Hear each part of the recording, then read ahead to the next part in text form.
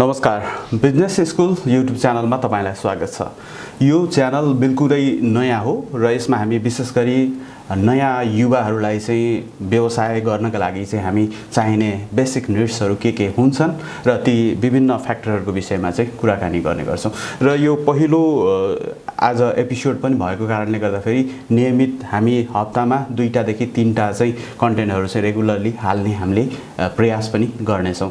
र business school YouTube च्यानलमा तपाईलाई स्वागत छ। विशेष गरी आज हामी चाहिँ कुराकानी गर्दै छौं सबैभन्दा पहिला चाहिँ फाइनान्शियल लिटरेसीको विषयमा कुराकानी गर्दै छौं।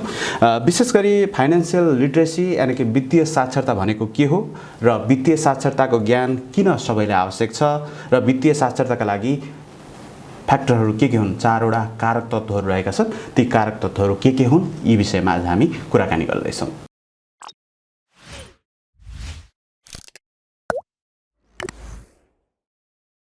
विशेष गरी वित्तीय साक्षरता हुनका लागि हामी आर्थिक साक्षर कसरी बन्ने भन्ने कुराहरू चाहिँ महत्त्वपूर्ण रहन्छ र आर्थिक साक्षर बन्दै गर्दाखेरि 4वटा फ्याक्टरहरू विशेषतः त्यसले चाहिँ असर पार्ने गर्दछ। र वित्तीय साक्षरता भन्ने बित्तिकै हामी जति पनि दैनिक जीवनमा वा व्यावसायिक जीवनमा गरिने जति पनि आर्थिक लेनदेनका कारोबारहरू जोडिएका कारोबार जति सबै वित्तीय साक्षरताभित्र पर्दछन् र ती कारोबारहरू यदि हामीले गर्न जानेनौँ र तिनीहरूको चाहिँ प्रकृति कस्तो रहन्छ, तिनीहरूको व्यवहार कस्तो रहन्छ भन्ने कुराहरू चाहिँ हामीले एनालाइसिस गर्न सकेनौँ भने वित्तीय साक्षरताको अभावका कारणले हामीले व्यवसायमा वा व्यक्तिगत जीवनमा पनि ठूलो नोक्सानी बिहोर्नु पर्ने हुन्छ।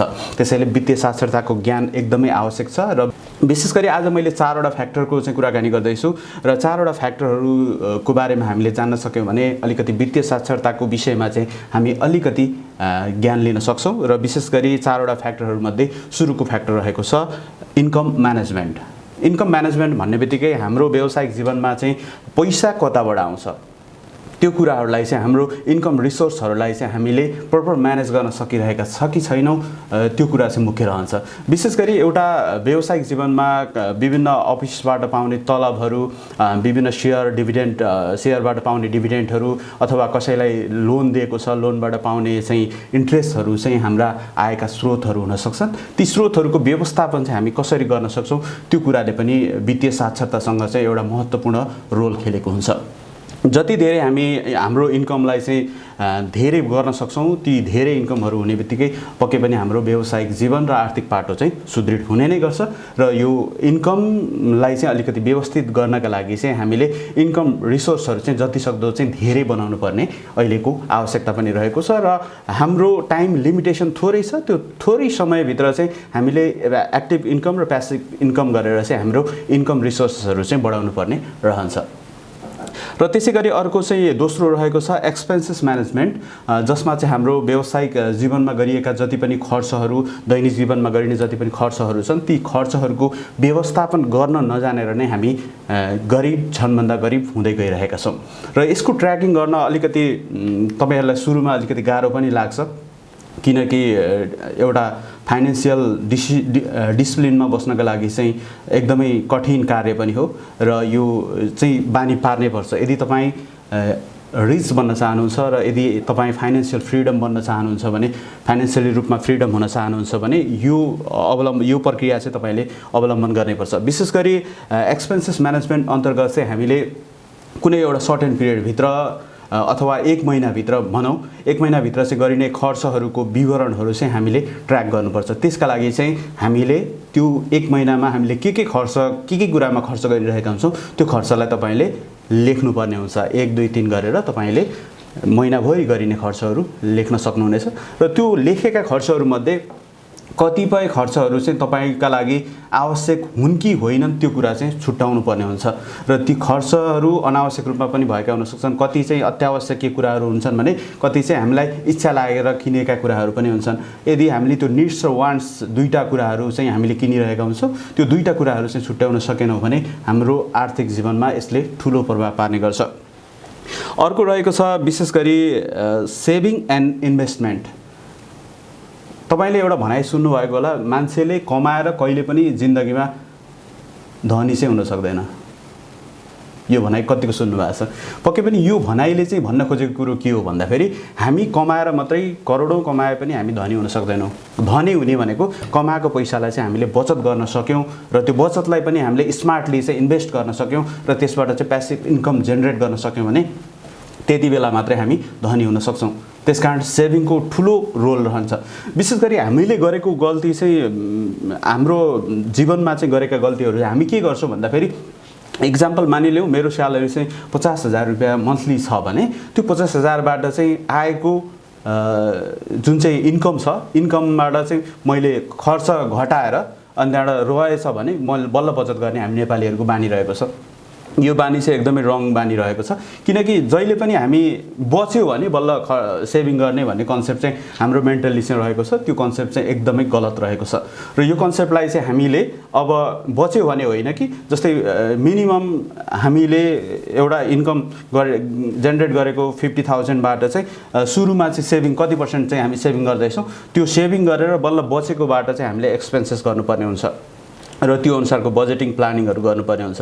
यो कुरा चाहिँ हामीले आजैदेखि प्र्याक्टिस गर्नुपर्ने देखिन्छ। यसरी गऱ्यौँ भने बल्ल हाम्रो बचत गर्ने बानीको विकास हुनेछ र त्यो बचतलाई हामी थोरै सानो बचतहरूलाई अलिकति ठुलो एमाउन्टमा लगेर हामीले त्यसलाई रिइन्भेस्टमेन्ट गर्न सक्छौँ र रिइन्भेस्टमेन्ट गरिसकेपछि त्यसबाट त्यो पैसाले हामीलाई कमाएर रिटर्नको रूपमा दिन थाल्छ।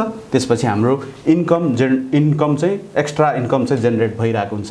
यसले गर्दाखेरि चाहिँ हाम्रो फाइनेन्सियल गोल एचिभ गर्नका लागि फाइनेन्सियल फ्रिडम हुनका लागि चाहिँ यसले हामीलाई ठुलो सपोर्ट गर्छ। त्यसकारण सेभिङको ठुलो महत्त्व रहन्छ। सेभिङ एन्ड इन्भेस्टमेन्ट तपाईँको जीवनमा एकदमै ठुलो प्रभाव पार्छ। त्यसकारण आजैदेखि चाहिँ कोसिस गर्नुहोला। विशेष गरी 50, 30 र 20 को रुल चाहिँ तपाईँले अपनाउन सक्नुहुनेछ किनकि 50, 30 र 20 भन्ने बित्तिकै तपाईँले यदि 50,000 रुपियाँ चाहिँ इन्कम गर्नुहुन्छ भने त्यसको 50% चाहिँ तपाईँको एक्सपेन्सेस डेली एक्सपेन्सेसहरू तपाईँको अत्यावश्यक कुराहरू के छन् तपाईको घर खर्च चलाउनु पर्ने कुराहरू होला तपाईको किचन खर्चहरू होला तपाईको व्यक्तिगत खर्चहरू होला ती खर्चहरूमा चाहिँ एकदमै निड्स अति आवश्यक खर्चहरू मात्र चाहिँ 50% ले तपाईले पुरा गर्न सक्नुहुन्छ भने 30% चाहिँ तपाईले आफ्ना इच्छाहरू पूरा गर्नका लागि गर्न सक्नुहुनेछ र 20% चाहिँ तपाईले सेभिङ गर्न सक्नुहुनेछ। यसरी 20% सेभिङ गर्दै गर्दा पनि एउटा निश्चित समयपछि त्यसलाई रिइन्भेस्टमेन्ट गर्नका लागि तपाईसँग एउटा एमाउन्ट क्रिएट हुन्छ। त्यो एमाउन्ट भएको क्रिएट भएको एमाउन्टलाई चाहिँ तपाईले रिइन्भेस्ट गरेर त्यसलाई तपाईले प्यासिभ इन्कमको सोर्स बनाउन सक्नुहुनेछ जसले गर्दाखेरि तपाईलाई वित्तीय रूपमा अझ स्ट्रङ बनाउँदै लैजानेछ। र अर्को रहेको छ लोन इन्कम एन्ड म्यानेजमेन्ट। ल हामी धेरैजसो चाहिँ मानिसहरू चाहिँ विशेष गरी किन गरिब हुँदै गएका छन् भन्दा लोनलाई चाहिँ म्यानेजमेन्ट गर्न नसक्दाखेरि चाहिँ हाम्रो दैनिक जीवन चाहिँ अलिकति कष्टकर बन्दै गइरहेको छ। विशेष गरी नयाँ युवाहरू जो चाहिँ एन्टरप्रेनरशिप गर्दै हुनुहुन्छ नयाँ व्यवसाय सुरुवात गर्न खोजिरहनु भएको छ या नयाँ व्यवसाय गरिराख्नु भएको छ ती युवाहरूले चाहिँ एकदमै बुझ्नुपर्ने कुरा भनेको लोन एन्ड इन्कम म्यानेजमेन्ट। तपाईको आयको हिसाबमा चाहिँ तपाईको इन्कमको हिसाबमा चाहिँ लोनलाई चाहिँ तपाईले एनालाइसिस गर्न सक्नुपर्छ। यदि एनालाइसिस गर्न सकिएन भने तपाईको इन्कम अनुसारको लोन चाहिँ तपाईले म्यानेज गर्न सक्नु भएन भने तपाईको जीवन झन भन्दा झन कष्टकर बन्दै जान्छ र बिस्तारै लोन ट्र्यापमा फस्नुहुन्छ। लोन ट्र्यापमा फस्ने बित्तिकै तपाई त्यसबाट निस्कनका लागि ठुलो मूल्य चुकाउनु पर्ने हुन्छ। त्यसका लागि पनि तपाईले व्यवस्थापन गर्नुपर्ने हुन्छ। विशेष गरी आफ्नो आम्दानीको कति जस्तै तपाईले मन्थली 50,000 रुपैयाँ इन्कम गर्नुहुन्छ भने तपाईको चाहिँ खर्च चाहिँ नर्मली 20,000 मा चाहिँ सबै पुग्छ भने तपाईले 30,000 सम्मको इन्स्टलमेन्ट भएको चाहिँ लोन लिन सक्नुहुन्छ। तर यो पनि सर्ट पिरियडको लागि किनकि लङ पिरियडसम्म हामीले त्यसरी नै रिपे गर्नका लागि कठिन हुन सक्छ किनकि हामीलाई धेरै आधारभूत खर्च बाहेक अन्य खर्चहरू पनि गर्नुपर्ने हुन्छ। विभिन्न मेडिकल खर्चहरू हुन सक्छ एजुकेसन खर्चहरू हुन सक्छ। ती अत्यावश्यक कुराहरू त्यो तपाईले जुन चाहिँ सोचेको छ 20,000 रुपैयाँ त्यसबाट नपुग्न सक्छ। त्यसकारण त्यसका लागि पनि तपाईले सर्ट पिरियडको लागि चाहिँ आफ्नो इन्कमको नर्मल्ली 50% जतिको चाहिँ तपाईले लोन लिनु भयो भने त्यसलाई रिपे गर्नका लागि अलिकति सहज हुन सक्छ। तर यदि लोनको एमाउन्ट चाहिँ ठुलो छ जसका कारण चाहिँ तपाईको इन्कमले चाहिँ ठेक्दैन भने त्यो लोन तिर्नलाई अर्को ठाउँमा लोन लिने र अर्को लोनलाई तिर्नका लागि अर्को ठाउँमा लोन लिने यसरी चाहिँ लोनको ट्र्याप बन्दै जान्छ जसका कारण चाहिँ तपाईको दायित्व बढ्दै जान्छ। दायित्व बढ्दै गइसकेपछि तपाईसँग जतिसुकै इन्कम भए पनि त्यो इन्कमहरु चाहिँ त्यो लोनको इन्ट्रेस्ट र इन्स्टलमेन्ट तिर्दैमा गइरहेको हुन्छ। यो कुरा पनि हामीले म्यानेज गर्न सक्यौं भने हाम्रो जीवनमा वित्तीय रूपमा हामी कहिले पनि संकटमा पर्ने छैनौं र वित्तीय साक्षरता हाम्रो राम्रो हुनेछ, जसका कारण चाहिँ हामीसँग चाहिँ फाइनान्शियल फ्रीडम रहने गर्दछ। आज हामीले कुराकानी गर्यौं विशेष गरी आर्थिक साक्षर बन्नका लागि हामीले चारवटा फ्याक्टरहरु को बारेमा चाहिँ हामीले एकदमै जानकारी लिनुपर्छ। पहिलो फ्याक्टर रहेको छ इन्कम म्यानेजमेन्ट, र दोस्रो रहेको छ एक्सपेन्सेस म्यानेजमेन्ट, र तेस्रो रहेको छ सेभिङ एन्ड इन्भेस्टमेन्ट, र चौथो रहेको छ लोन इन्कम म्यानेजमेन्ट। लोन र इन्कमको म्यानेज चाहिँ तपाईले गर्न सक्नुभयो भने तपाई फाइनान्शियली फ्रीडम हुन सक्नुहुनेछ। आजको यो चारवटा फ्याक्टरको विषयमा तपाईलाई मैले जानकारी दिइसकेको छु। नेक्स्ट भिडियोमा थप जानकारीहरु, थप फ्याक्टरहरुको विषयमा कुराकानी गर्नेछौं र यो फाइनान्शियल फ्रीडममा रहेर अझ हामी थप कुराकानी गर्नेछौं। आजको लागि पहिलो भिडियो यति नै। कस्तो लाग्यो कमेन्ट गर्न नबिर्सनुहोला।